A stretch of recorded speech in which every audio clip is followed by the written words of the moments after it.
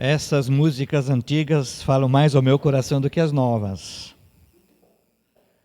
Não sei se é porque a gente aprendeu há 40 ou 50 anos atrás, no tempo que gravava melhor na memória, ou se é porque elas não se perderam no tempo. Aliás, eu sempre digo que as músicas novas ainda estão sendo aprovadas.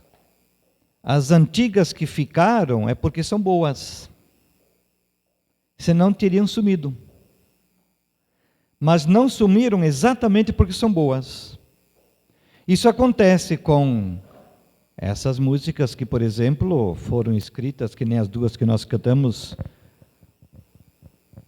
talvez há 50 anos atrás, ou outras que foram escritas há 100, 200 anos atrás e ainda são cantadas hoje. Né? Mas cada um tem seu gosto, né? Sua preferência. As novas também são importantes, especialmente para os mais jovens, né? Os adolescentes gostam das mais jovens, né? Mas que Deus possa continuar nos falando ao coração, não só pela música, mas pela palavra de Deus, que é viva e eficaz, mais cortante que qualquer espada de 2 gumes, e que não fica velha. Hoje é o dia da Bíblia. Hoje nós comemoramos o dia que é dedicado à divulgação da palavra de Deus. No mundo inteiro, nas igrejas evangélicas, hoje se comemora o dia da Bíblia. E nós queremos ver um pequeno vídeo que nos fala a importância de difundirmos, de levarmos a palavra de Deus àquelas pessoas que não têm acesso. Tem muita gente hoje que, por incrível que pareça, não tem acesso à Bíblia. Ou porque a Bíblia não existe na sua língua, ou porque os governos proíbem. Quem aqui tem mais do que uma Bíblia em casa? Levanta a mão. E quem tem mais de 5 Bíblias em casa? Vários. Eu acho que eu tenho mais que 10. Bíblias diferentes. E tem muita gente que não tem nenhuma Bíblia sequer. Vamos ver o que diz o vídeo da Junta de Missões Mundiais. Olá, o dia da Bíblia está se aproximando. Sim, você sabe, o dia da Bíblia está se aproximando. É o dia da Bíblia, o dia em que nós podemos celebrar a liberdade de termos as nossas Bíblias, celebrar a liberdade de termos as nossas Bíblias, de podermos lê-las. Mas você sabe que milhões de cristãos não têm acesso à Bíblia, seja porque ela é proibida no lugar sua, ou porque não há. Por isso eu quero convidar você a se engajar na 4ª campanha Bíblia para os Povos. Sim, já fizemos 3 e já conseguimos enviar centenas de milhares de Bíblias. Agora é a hora de avançarmos ainda mais. E para que isso aconteça, nós estamos produzindo mais material. Nós vamos ter podcasts semanais e você pode acompanhar tudo isso pelo site missõesmundiais.com.br e pode fazer a sua doação pelo doeagora.com. Lembre-se, a Bíblia é um tesouro de Deus para nós. A Bíblia é a palavra de Deus e nós devemos não apenas lê-la, mas devemos levá-la a todos.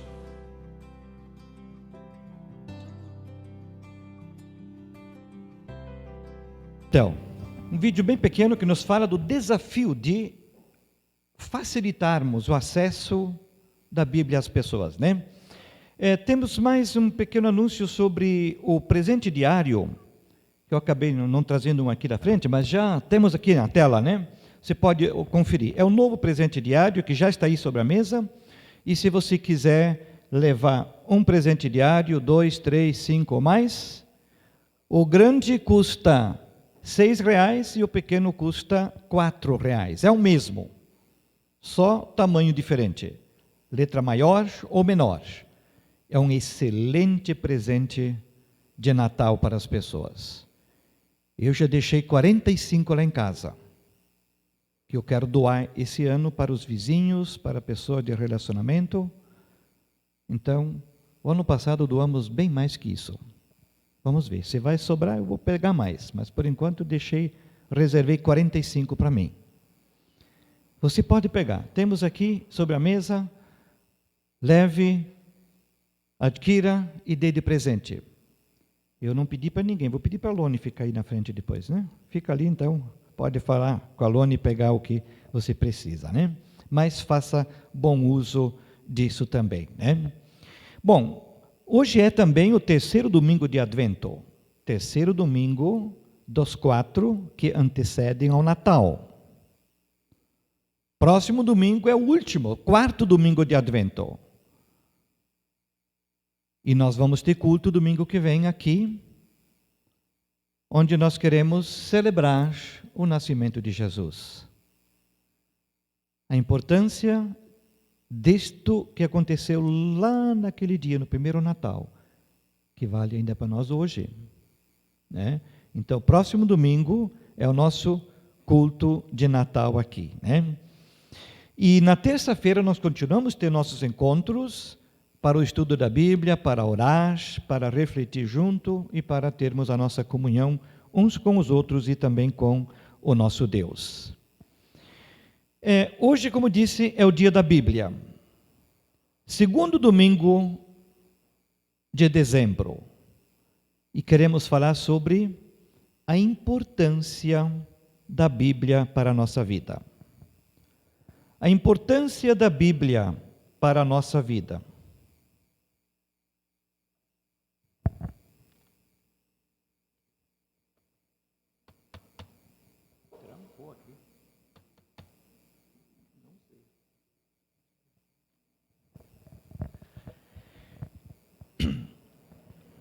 Se a Bíblia, eu digo a importância da Bíblia, se você tem Bíblia em casa, seja impressa, seja no computador, seja no celular, importância é a mesma.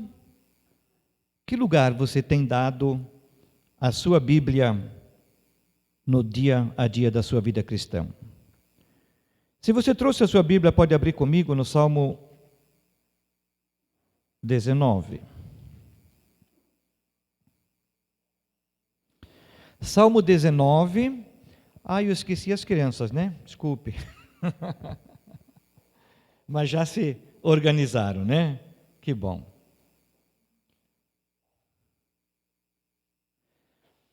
Salmo 19, nós queremos ler os versos 7 em diante. Salmo 19, verso 7 em diante, diz assim: a lei do Senhor é perfeita e revigora a alma. Os testemunhos do Senhor são dignos de confiança e tornam sábios os inexperientes.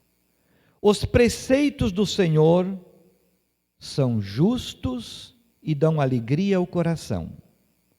Os mandamentos do Senhor são límpidos e trazem luz aos olhos. O temor do Senhor é puro e dura para sempre. As ordenanças do Senhor são verdadeiras, são todas elas justas. São mais desejáveis do que o ouro, do que muito ouro puro. São mais doces do que o mel, do que as gotas do favo. Por elas o teu servo é advertido, há grande recompensa em obedecê-las. Quem pode discernir os próprios erros? Absolve-me dos que desconheço. Também guarda o teu servo dos pecados intencionais, que eles não me dominem. Então serei íntegro, inocente de grande transgressão.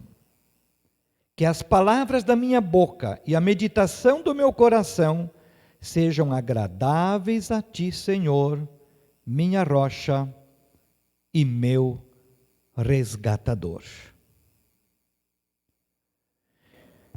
Neste salmo, que fala sobre a importância da palavra de Deus, ele define, digamos, a Bíblia, a palavra de Deus, com várias palavras. Ele fala a tua palavra, a tua lei, os testemunhos do Senhor, os preceitos do Senhor, os mandamentos do Senhor, o temor do Senhor, as ordenanças do Senhor. São palavras diferentes usadas para falar do mesmo assunto, ou seja, da maneira como Deus se comunica conosco, como Deus se relaciona conosco, como Ele nos passa as instruções que Ele tem para nós. De maneiras diferentes. Então, são ênfases diferentes. Quando fala mandamento do Senhor, fala da Bíblia, mas que contém os mandamentos, a maneira que Deus, o que Deus requer de nós. A lei do Senhor, talvez um pouco mais forte do que mandamentos, né? A lei. Quando fala dos preceitos, são os ensinos do Senhor. E assim por diante. São maneiras diferentes que a Bíblia fala. Mas eu destaquei uma frase aqui que eu gostaria de mostrar para vocês. Lendo a Bíblia, eu encontrei muitos erros. Todos eles em mim. Você também?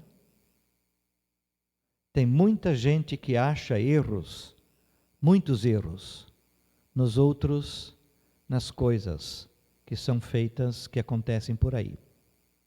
Mas quando nós lermos a Bíblia, quando nós procurarmos entender o que a Bíblia nos ensina, nós vamos encontrar muitos erros em nós mesmos.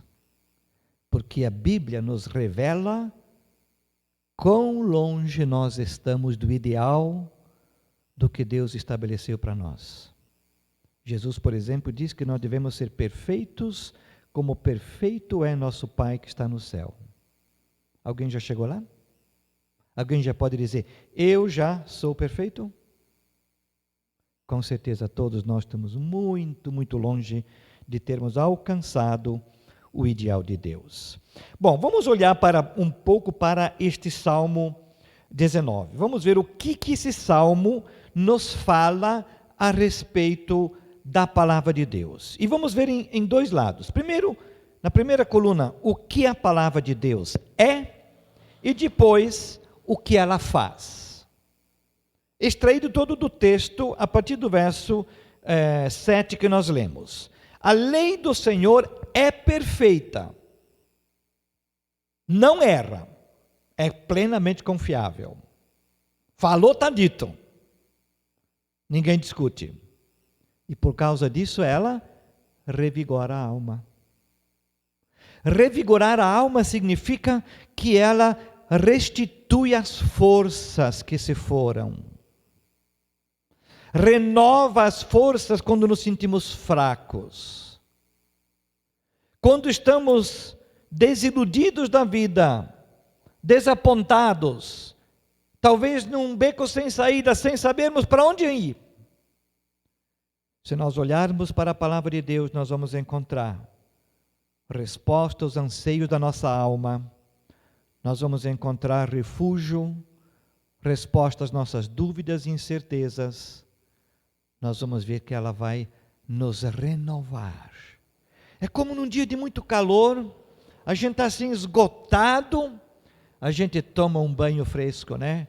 A gente sai do chuveiro renovado, não é verdade? É assim que acontece espiritualmente com a palavra de Deus, quando nós nos deixamos conduzir por ela, quando nós nos debruçarmos sobre a palavra de Deus. Ela nos renova, ela nos fortalece.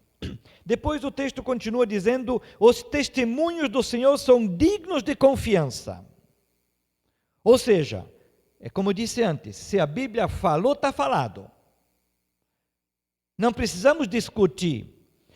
Vou ler um texto bíblico, mas será que é de Deus esse texto ou não é?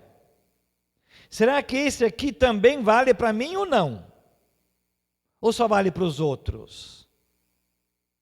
Será que dá para confiar nesse texto ou ele está ultrapassado? Não vale mais para os nossos dias. Não. A palavra de Deus é digna de confiança sempre, em todos os momentos. Ela é plenamente confiável. E por isso, ela torna sábio quem é inexperiente. Você sabe o que significa sabedoria? Sabedoria não é sinônimo de conhecimento. A criança, quando nasce, ela tem muitos ou poucos conhecimentos. Talvez nada, sabe fazer algumas coisas que faz por intuição.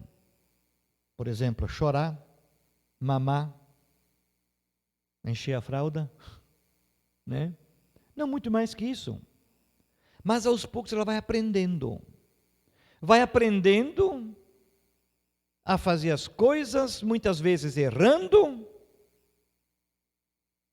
muitas vezes no impulso. E à medida em que ela amadurece, ela aprende a ser sábia. A sabedoria não é sinônimo de conhecimento. É sim a capacidade de administrar o conhecimento, de saber o que fazer com o conhecimento. Tem gente que a cabeça está cheia de informações, sabe muito, sabe tudo sobre um determinado assunto, mas nos seus relacionamentos é péssima. A maneira como ela lida com as pessoas, com as coisas, ela é quase que insuportável, porque de sabedoria não tem nada. Agora, a palavra de Deus é digna de confiança e ela tem a capacidade de nos tornar sábios. Torna sábios os inexperientes, os que estão começando na vida. E isso não depende da idade, mas da maneira como nós lidamos com as coisas que Deus nos coloca à disposição. Tem muita gente já idosa que não tem sabedoria. E tem pessoas mais novas, tremendamente sábias. E a palavra de Deus nos torna sábios, diz aqui. E a seguir o texto continua dizendo que os preceitos do Senhor são justos. Quanta coisa acontece na vida que a gente conclui, mas isso não é justo. Não podia acontecer. Não concordo com isso. Não é assim. Isso é opinião sua, minha é outra. E assim por diante. Com a palavra de Deus não acontece isso. A palavra de Deus é justa. Os preceitos do Senhor são justos. Nós é que somos injustos. Nós é que não entendemos as coisas. Mas Deus entende. Porque Ele não está limitado a nada, absolutamente nada. Então, o que Ele ensinou é extremamente justo, perfeitamente justo, plenamente confiável, portanto, porque Deus não comete erros. Se existe alguma dúvida, se existe na nossa mente alguma incompreensão ou alguma discordância, é porque nós não entendemos direito. Mas não porque, por exemplo, na palavra de Deus haja alguma contradição. Que, por exemplo, num lugar diz uma coisa e depois diz outra. Sim, até às vezes parece que há, mas é porque são outras facetas, são outras formas de ver, de olhar, sob uma outra ótica, e que nos dá uma nova luz que a anterior não dava. Mas os preceitos do Senhor são justos. E por isso, eles dão alegria ao coração. Dão alegria ao coração significa que eles nos satisfazem, nos trazem a resposta aos nossos anseios, nos deixam confortáveis, nos deixam simplesmente numa situação boa, nos fazem nos sentirmos bem. Quem não quer estar alegre? Mais do que estar, é preciso e podemos ser alegres. Porque estar alegre é bom. Mas esse estar pode estar agora e depois não. Se eu sou alegre, é porque a alegria está dentro de mim. É como diz Jesus também quando fala sobre a luz: quem me segue não andará em trevas, mas terá a luz da vida. Não apenas que a luz vai iluminar a sua vida, mas ele terá a luz da vida. A luz da vida estará nele. É assim a alegria que Deus coloca dentro de nós, fazendo de nós pessoas felizes, realizadas, alegres, satisfeitas e que não precisam viver a reclamar de tudo e de todos.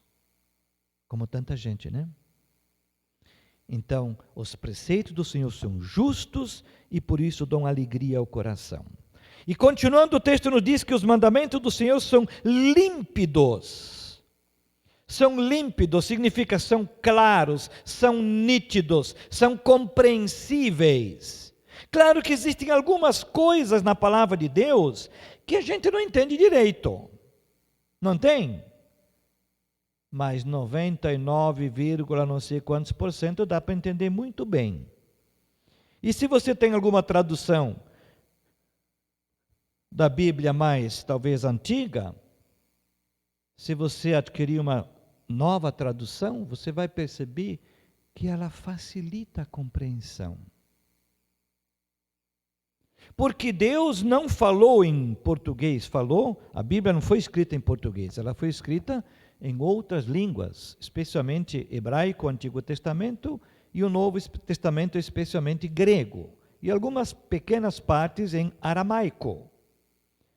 Mas a Bíblia foi trazida para a nossa língua com o objetivo de nos fazer conseguir nos entender a palavra. E Deus inspirou os originais, não inspirou a tradução. Então não existe uma tradução mais inspirada do que outra. As diferenças são com a intenção, por exemplo, de fazer uma tradução mais erudita ou mais simples. Por exemplo, as Bíblias mais, digamos, tradicionais, as versões, e há várias versões a partir da tradução de João Ferreira de Almeida, onde o objetivo dele, a técnica, o método de tradução foi mais literal, pegando as palavras e traduzindo as palavras. Já, por exemplo, a nova tradução na linguagem de hoje, a Bíblia Viva e outras mais, elas traduzem a ideia, o pensamento da frase. Muitas vezes deixam de lado uma palavra difícil e a interpretam trazendo 2, 3 palavras, mas de mais fácil compreensão para o nosso tempo. E o texto diz aqui que os mandamentos do Senhor são límpidos e trazem luz aos olhos. Trazer luz aos olhos nos dá a ideia de que nos ilumina o caminho, nos abre os olhos, nos fazem enxergar a verdade. Quanta coisa as pessoas não entendem, não praticam, porque não conhecem, mas está tudo aqui. Bastaria ler, estudar a Bíblia, que muita coisa na sua vida ia mudar. E o texto continua: o temor do Senhor é puro. O temor do Senhor é puro e dura para sempre. Aqui não está falando de nós temermos a Deus, porque eu posso ter um momento que eu temo a Deus e poderia ter, no momento seguinte, falta de temor a Deus. Mas aqui, como disse antes, é um sinônimo da palavra de Deus, mostrando aqui o respeito, a forma como Deus lida conosco quando Ele se comunica conosco. E Ele o faz de forma pura, sincera, transparente, não com segundas intenções, não tentando nos esconder a verdade, mas trazendo-nos a compreensão. E por isso, diz o texto, dura para sempre. Deus não é um Deus de altos e baixos. Deus não é um Deus que depende das circunstâncias como muitos de nós. Tem algumas pessoas que depende do dia, você consegue qualquer coisa com elas, mas tem dia também que é melhor nem abrir a boca, né? Não tem? Melhor ficar longe. Deus não é assim. Deus é o mesmo, ontem, hoje e sempre. O que Ele falou uma vez vale até hoje, vai valer por toda a eternidade. Deus não muda. Deus não é de lua. Então, Ele age conosco, Ele se comunica conosco de maneira clara, transparente, pura. E isso é para sempre, para todos os dias, para todos os momentos. E o texto continua dizendo que as ordenanças do Senhor são verdadeiras e são todas justas. Mais uma vez ele fala de justas aqui. Todas as ordenanças, todas as ordens que Deus dá, todos os ensinos que Deus nos dá na sua palavra, são verdadeiros e justos. E por isso, são mais desejáveis do que o ouro, são mais doces do que o mel, do que as gotas do favo. Porque os ensinos, as orientações, as ordenanças do Senhor são verdadeiras e justas, elas se tornam desejáveis. Ou seja, quando você começa a ler a Bíblia com interesse de realmente entender o que Deus quer de você, com coração aberto para aprender, você vai perceber que quanto mais você lê, mais você vai querer saber. Um dia, uma jovem que mudou-se para outra cidade, eu tive o privilégio de batizá-la depois, ela chegou na cidade e lá ela começou a frequentar a nossa igreja. E ela se converteu. E daí ela começou a ler a Bíblia. E ler, e ler, e ler. E ela disse que ela tinha tanta vontade de ler a Bíblia, que às vezes ela disse, puxa vida, mas eu não estou aqui na cidade só para ler a Bíblia. Eu também tenho minhas tarefas da faculdade. Eu vim para cá para fazer um curso na faculdade. Mas ela tinha tanta vontade de ler a Bíblia, que ela queria ficar lendo o dia inteiro. E eu lembro quando eu ainda era adolescente, eu comecei a ler a Bíblia do começo ao fim, foi indo. E à medida em que eu fui lendo as histórias dos diferentes personagens bíblicos, eu queria logo chegar no fim. Eu queria logo conhecer. E cada dia eu me propus a ler uma parte e não vi a hora de começar a ler a seguinte. E a Lone sempre diz que ela lembra do tempo em que, quando ela era ainda criança, o pai dela contava as histórias bíblicas para ela e as irmãs dela, quando era criança. E aí de noite, depois que estava tudo pronto, depois da janta, a mãe lavava a louça, arrumava a cozinha e o pai lia a Bíblia para as filhas. E elas não viam a hora daquele momento de poder aprender mais da palavra de Deus, né, Lone? Né? Agora, quando você não abre seu coração, quando você não tem o interesse de realmente querer saber e aprender, a Bíblia se torna para você um livro como qualquer outro. Mas quando você abre seu coração, você vai perceber que a Bíblia é um livro sobrenatural. Por quê? Porque o seu autor é o próprio Deus. É Deus falando, é Deus instruindo, é Deus nos passando as suas orientações. E como diz aqui, elas são desejáveis mais do que o ouro, são mais doces do que o mel, do que as gotas do favo de mel. São algo desejável, algo que a gente não quer perder. E o texto continua dizendo que por elas, pela tua palavra e seus ensinos, né? Aqui do anterior fala das ordenanças, né? Pelas ordenanças do Senhor, o teu servo é advertido. Ou seja, a palavra de Deus nos adverte. O que é advertir? É chamar atenção. É como a gente diz na gíria, puxar a orelha, né? Dar uma chamada, advertência, como aluno ganha na escola, né? Ou na empresa, quando alguma coisa não tem ordem, quando a gente faz alguma coisa que não deveria ter feito, faz da maneira errada. Lembra que a frase que lá no começo eu projetei? Quanto mais eu leio a Bíblia, mais eu descubro coisas erradas, mas todas elas em mim. Os erros estão todos em mim. Então, pela palavra de Deus, eu sou advertido, Deus me chama a atenção pela sua palavra a respeito da minha conduta, da maneira como eu vivo, como eu me porto diante das circunstâncias ou das pessoas. E por causa das advertências, diz aqui que há grande recompensa se eu obedecê-las. Tem gente que quer desobedecer, não está nem aí com Deus. Mas quando a gente se dispõe a obedecer o que está na Bíblia,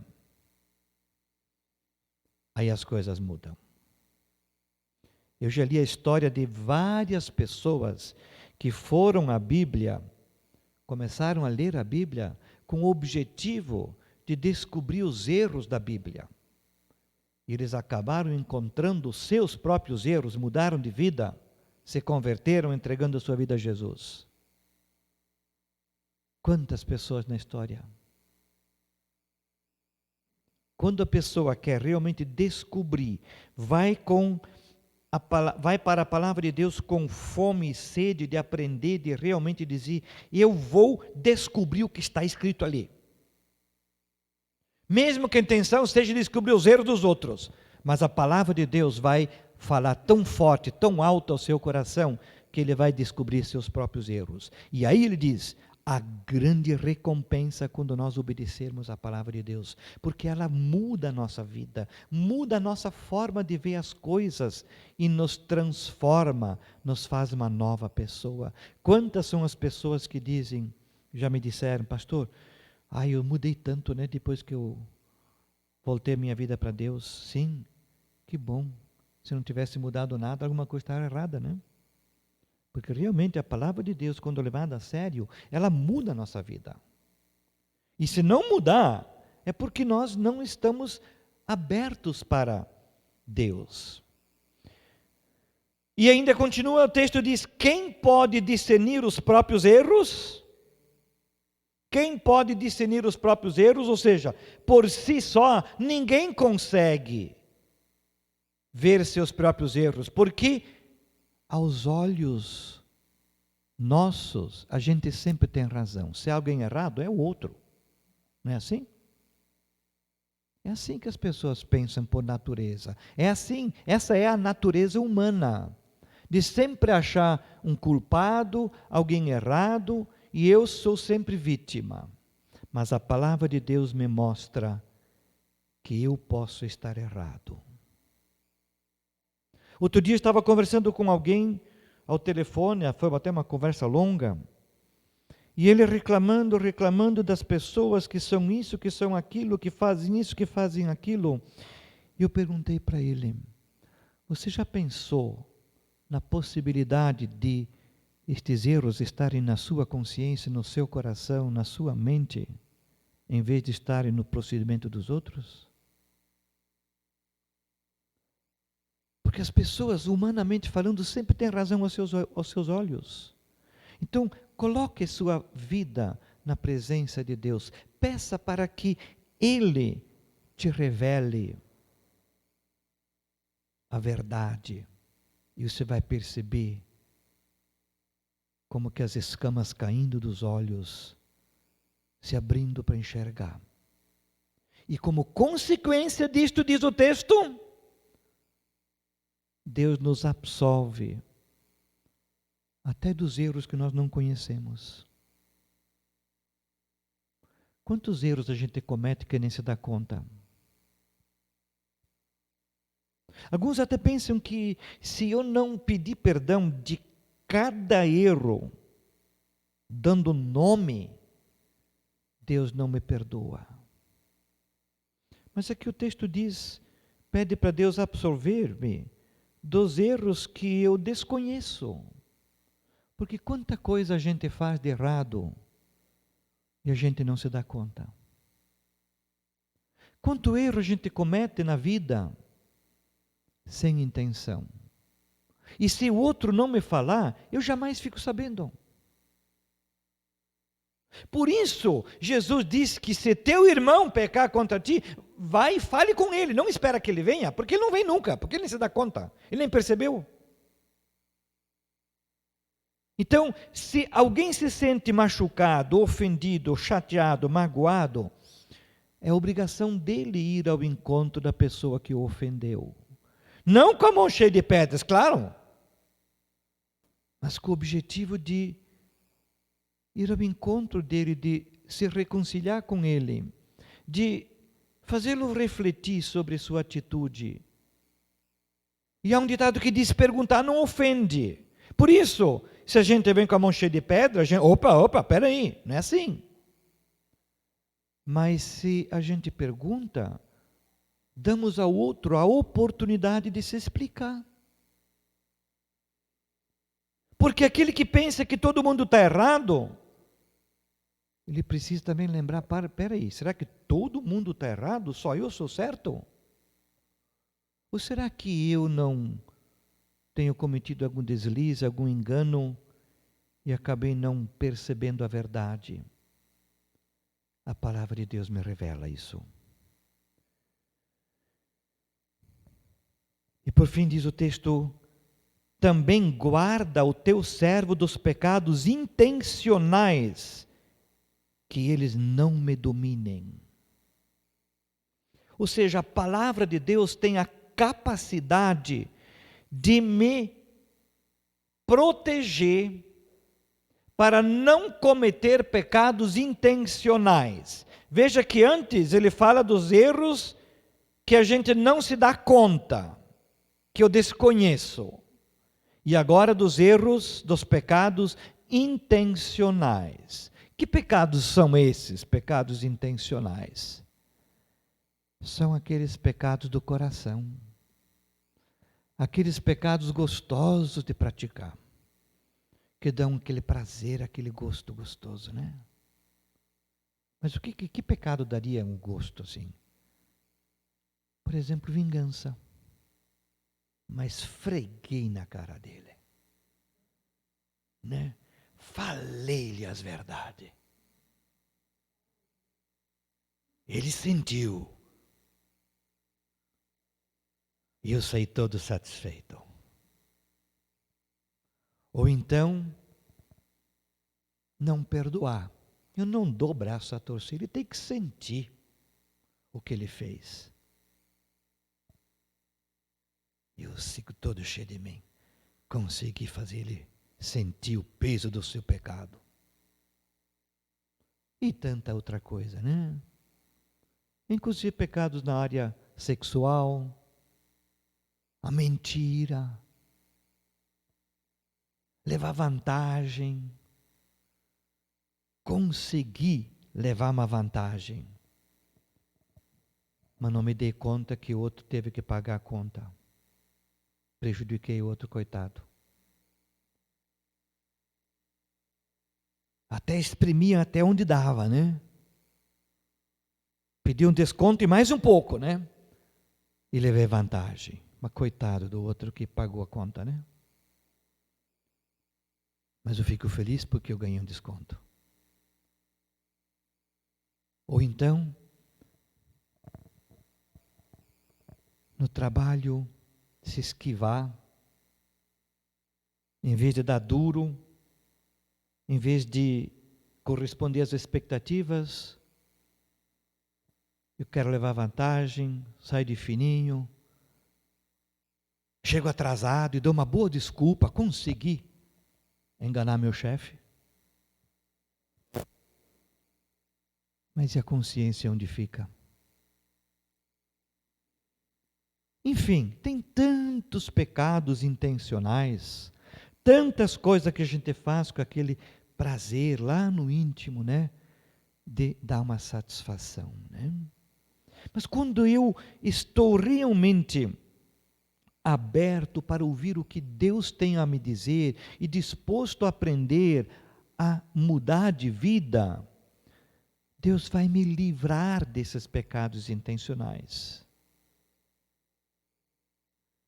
Um dia alguém me chegou, um novo convertido, chegou com uma lista de coisas, perguntando ao pastor, pode fazer isso, o cristão pode fazer isso, pode fazer aquilo, é proibido, aquilo não é proibido e tal, isso é obrigado a fazer. Eu sempre digo, na vida cristã não existe esse tem que. Não existe essa questão de que eu sou obrigado a fazer isso, a fazer aquilo, ou proibido de fazer isso, aquilo. Mas quando Deus trabalha dentro de nós, Ele muda a nossa forma de ver a vida, Ele muda a nossa escala de valores, ao ponto que aquilo que eu tinha prazer antes, eu tenho nojo. Porque eu sei o quanto é errado, quanto faz mal, quanto é prejudicial. E aquilo não faz mais parte da minha vida. Aquilo agora é algo que está totalmente fora da minha realidade. Então eu não preciso mais perguntar para Deus se pode ou não pode. Eu é que não quero mais. Porque eu mudei de vida. Não preciso mais ficar contando vantagem. Né? E aí, como resultado disso, diz, então serei íntegro e inocente de grande transgressão. Interessante aqui, de grande transgressão. E a pequena transgressão? Bom, é a anterior lá em cima, né? Aqueles pecadinhos, aqueles pecados que não me dou conta, que eu nem percebo, né? Como diz o ditado, errar é humano, né? Mas, pelo menos, eu não tenho mais aqueles pecados preferenciais, aqueles pecados do coração, aquilo que tanto dá prazer, alegria, satisfação interior lá no coração, né? Mas serei íntegro, inocente dessas coisas, porque eu serei uma pessoa nova, transformada, nova criatura, né? Portanto, quem fizer da Bíblia o seu manual da vida, o que ele terá? Terá, em primeiro lugar, ele se tornará sábio, ele também terá a alma revigorada, ele terá um coração alegre, terá seu caminho iluminado, será recompensado, será absorvido das culpas, será uma pessoa íntegra e não cometerá grandes transgressões. Você gostaria de conviver com uma pessoa assim? Legal, né? Então, que nós sejamos pessoas assim. Que permitamos que Deus molde nosso coração, nos transforme. E assim nós vamos, cada dia, ser uma pessoa mais parecida com o ideal que Deus projetou para nós. Vamos ver um pequeno vídeo que nos fala de uma pesquisa que foi feita nos Estados Unidos com, agora não lembro, parece que são 40 mil pessoas, sobre o impacto, a importância da Bíblia sobre a pessoa. Pesquisa científica. Essa pesquisa não foi feita com essa intenção de ver a transformação que causa na pessoa, mas ela acabou se tornando o foco principal da pesquisa por causa dos resultados que eles encontraram. Depois eu vou comentar. É um pouco rápido, estão falando em inglês, só tem a legenda em português, mas depois vamos comentar um pouquinho. Vamos ver.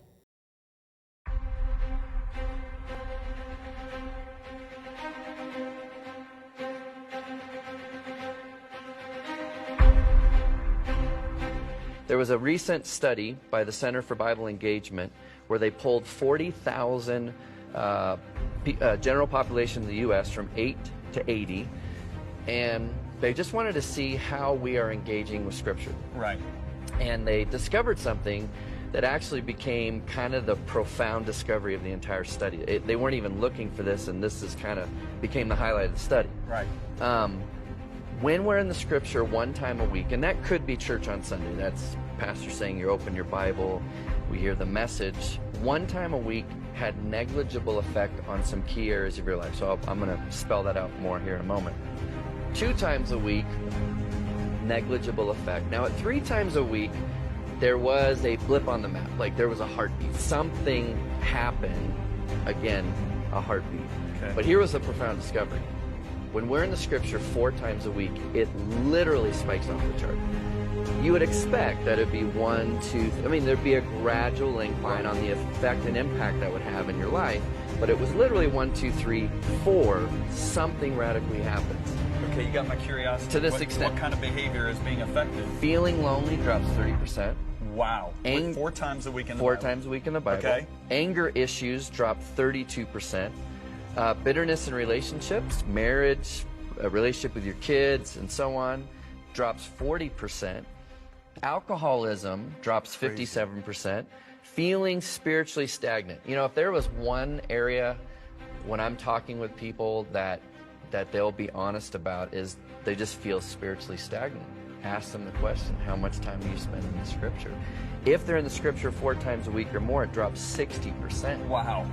Viewing pornography drops 61%. That's very important. Now, on a flip positive side, sharing your faith jumps 200%. Wow. Because you have a confidence in God's Word. And then discipling others jumps 230%. That's amazing right there.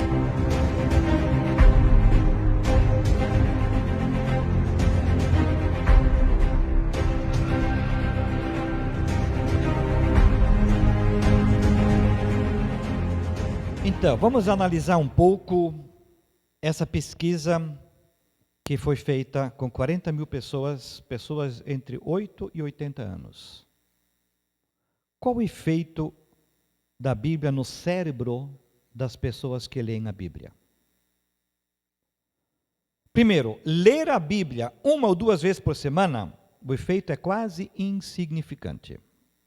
Ou seja, se você confia apenas em ler a Bíblia aqui na igreja no domingo à noite, isso é quase, não faz diferença nenhuma. Ou se você pega a Bíblia uma vez, você lê ou estuda ou ouve, né? Se for uma vez por semana ou 2, a diferença, o efeito é insignificante. Quando você lê no mínimo 3 vezes, os efeitos são pequenos. Então já dá para perceber uma diferença no efeito sobre o cérebro. Mas quando você lê a Bíblia pelo menos 4 vezes por semana, os efeitos sobem de forma incrível e algo extraordinário acontece, mudanças radicais acontecem na vida da pessoa, no cérebro da pessoa. É como que um efeito sobrenatural. Por quê? Porque Deus está tendo espaço na mente e no coração humano e está começando a ter acesso para transformar. Agora, quais são esses efeitos? Primeiro, sentimento de solidão cai 30%. Já pensou? Você tem 30% menos chance de sentir solidão. Solidão, falta de esperança, sentir-se simplesmente sem rumo, desnorteado, 30% cai o sentimento de solidão. Se você lê a Bíblia pelo menos 4 vezes, problemas com raiva caem 32%. Você tem acesso de raiva? Quanto mais você lê a Bíblia, menos acesso de raiva terá. Então, se você lê a Bíblia pelo menos 4 vezes por semana, você terá 1/3 menos de chance de ter acesso de raiva. Amargura. Guardar mágoa no coração. Tem pessoas que dizem que não conseguem perdoar e guardam a mágoa. Se você lê a Bíblia pelo menos 4 vezes por semana, a chance de você ter amargura no coração diminui 40%. Você consegue esquecer e deixar para lá. Outro dia, conversando com alguém, me falou das coisas ruins que visto, e aquilo lá, e disse, sabe que, irmão, eu nem dou bola para isso. Aquilo entra no ouvido e sai no outro, porque aquilo não faz parte da minha vida. Meu coração não é lixo para ficar guardando as coisas podres dos outros. Há muito mais de 30 anos atrás eu tomei uma decisão na vida que eu não guardo mágoa, e nunca mais guardei mágoa depois disso. Nunca mais. Aquilo não faz parte da minha vida. Simplesmente eu vou para o outro lado.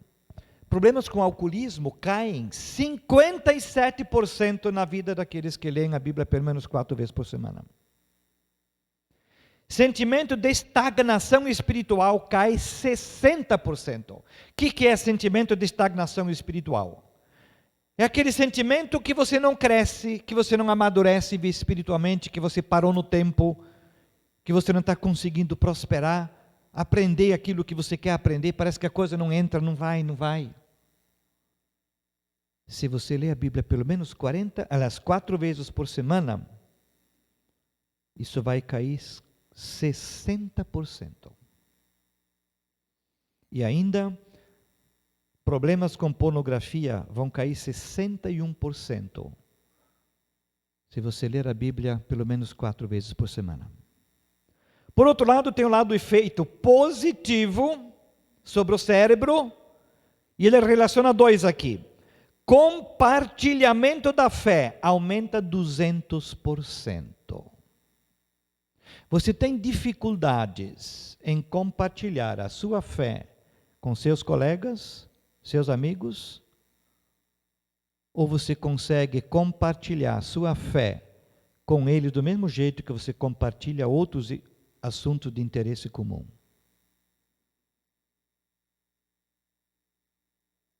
Sobre o trabalho, sobre filhos, sobre política, sobre futebol, enfim, coisas corriqueiras da vida.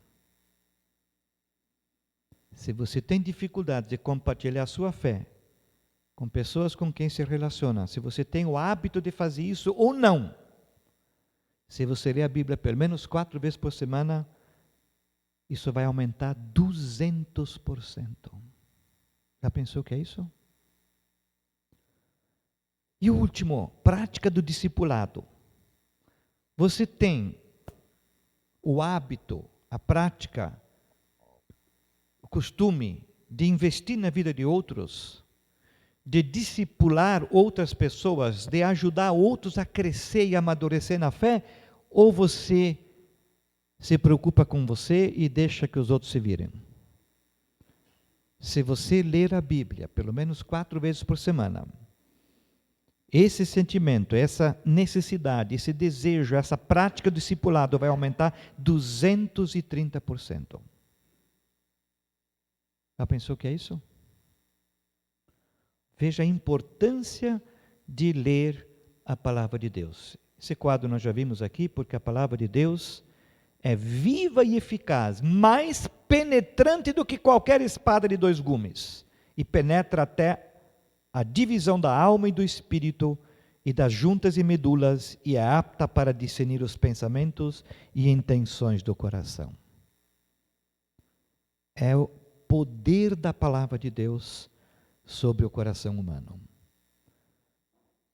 E como resultado de tudo isso, voltando ao nosso Salmo 19, o último versículo diz o seguinte: que as palavras da minha boca e a meditação do meu coração sejam agradáveis a ti, Senhor, minha rocha e meu resgatador.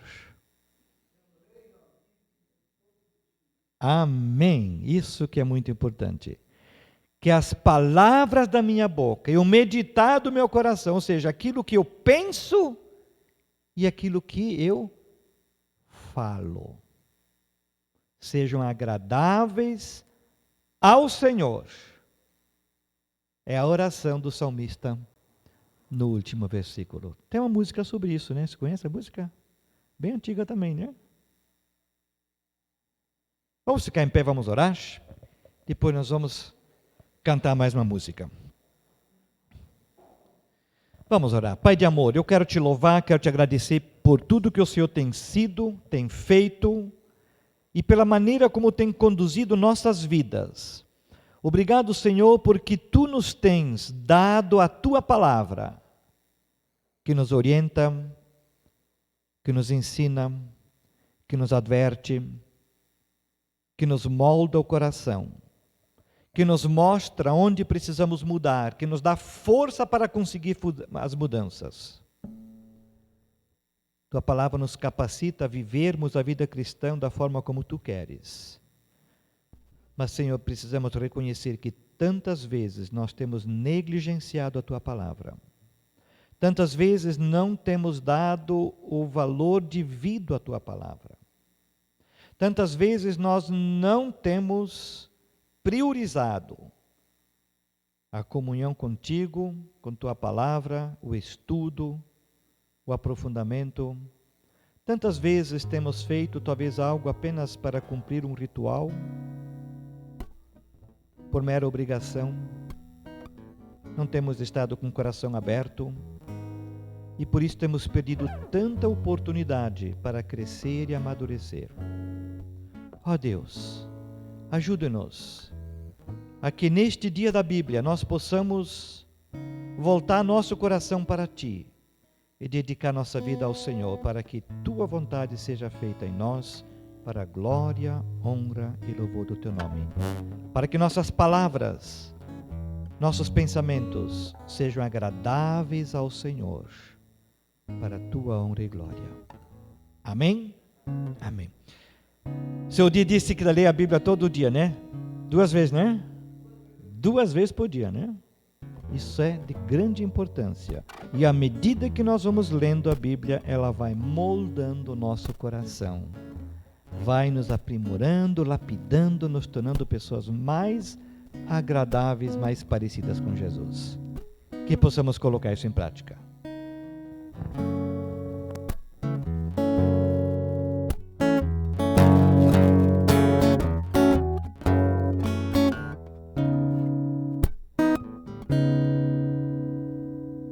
O pastor falou no começo que as músicas antigas mexem mais com ele.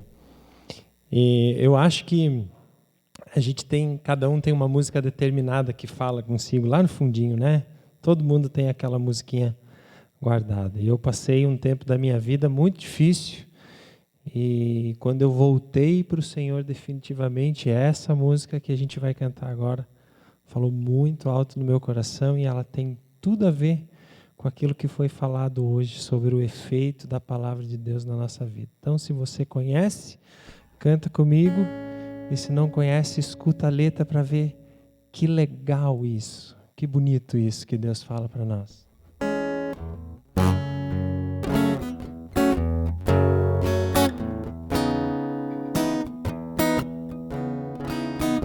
Eu não quero mais viver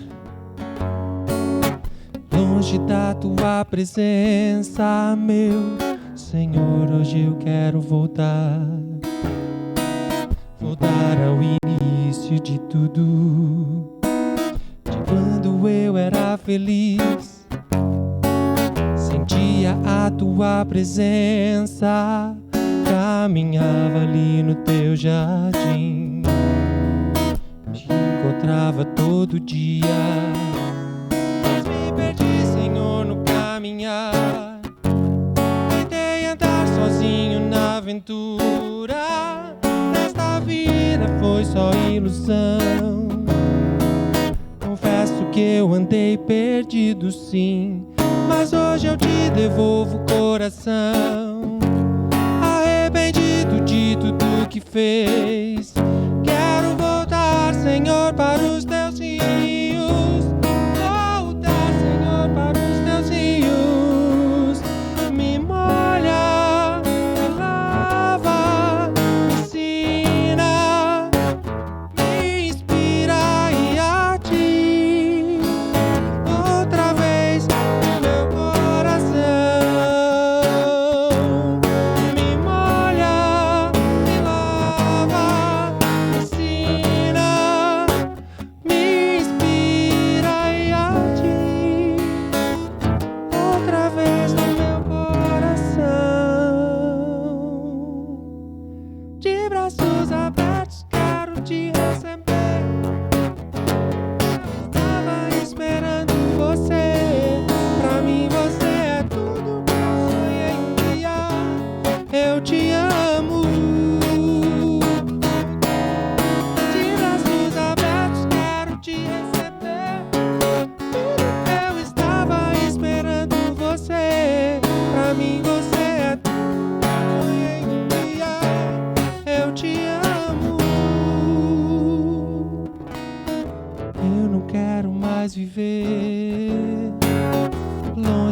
tua presença, meu Senhor. Hoje eu quero voltar ao início de tudo, de quando eu era feliz, sentia a tua presença, caminhava ali no teu jardim, te encontrava todo dia, mas me perdi, Senhor, no caminhar. Tentei andar sozinho na aventura, a vida foi só ilusão. Confesso que eu andei perdido, sim, mas hoje eu te devolvo o coração, arrependido de tudo que fez. Quero voltar, Senhor, para os teus rios, voltar, Senhor, para os teus rios. Me molha, me lava, me ensina, me inspira e a ti outra vez no meu coração. Me molha, me lava, me ensina, me inspira e a ti outra vez no meu coração.